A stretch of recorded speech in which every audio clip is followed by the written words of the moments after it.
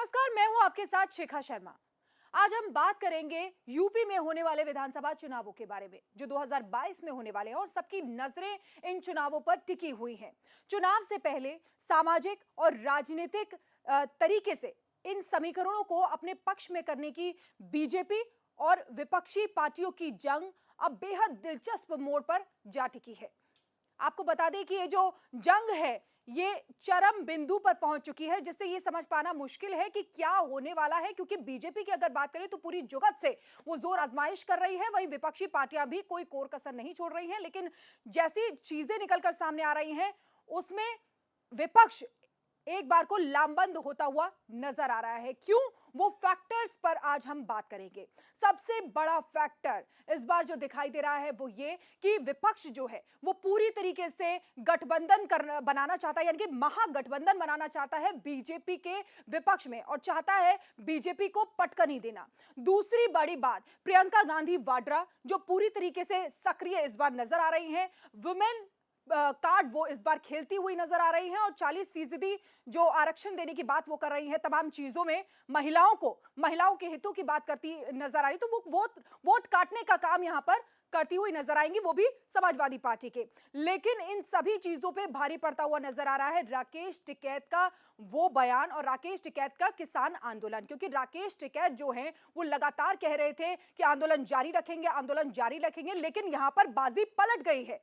आंदोलन यहां पर जारी नहीं है, क्योंकि जो किसान संगठन है, खास तौर पे अगर पंजाब की बात करें तो पंजाब के किसान संगठन वापस जाने की बात कर रहे हैं।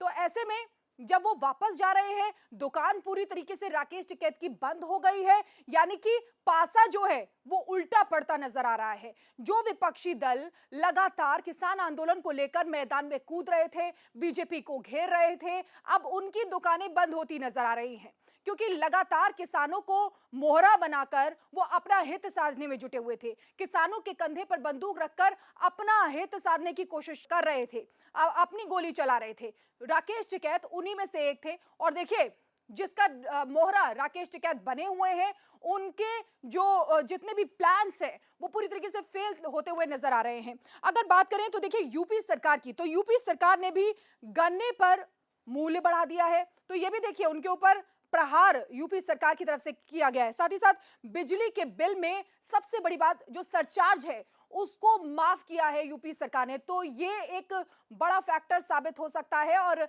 ये जो है बीजेपी के पक्ष में जाते हुए वहां पर लोग दिखाई दे सकते हैं। यानी कि सभी पार्टियां अपनी अपनी अपनी जुगत लगाने में जुटी हुई हैं। तीसरी बड़ी बात यहां पर जो आ रही है वो ये, अखिलेश यादव और जयंत चौधरी ने जो मंच साझा किया था, यानी कि अखिलेश यादव और जयंत चौधरी जो साथ में आए हैं वो सपने देख रहे हैं और कह रहे हैं कि तमाम तरीके के अलग अलग रंग के फूलों को जोड़कर हम एक गुलदस्ता बनाएंगे, और उस गुलदस्ते से हम यहां पर लोगों की सेवा करेंगे, यानी कि सत्ता में वापसी करेंगे। लेकिन आपको याद दिला दें पिछले चुनावों के बारे में, राष्ट्रीय लोक दल की बात करें तो राष्ट्रीय लोक दल एक सीट, सिर्फ उनका विधायक जो था वो एक सीट जीता था, जिसके बाद वो एक सीट भी उनके हाथों से खसक कर बीजेपी के खाते में चली गई।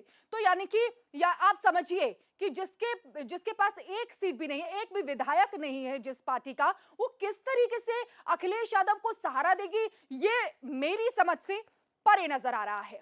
और भी तमाम फैक्टर्स हैं जो इस बार चुनावों में कारगर होने वाले हैं, क्योंकि देखिए लाल टोपी पर भी संग्राम होता हुआ नजर आ रहा है। जिस तरीके से प्रधानमंत्री नरेंद्र मोदी ने लाल टोपी पर निशाना साधा था अखिलेश यादव पर कि लाल टोपी वालों से बचकर रहें, आतंक फैलाने वाले होते हैं लाल टोपी वाले।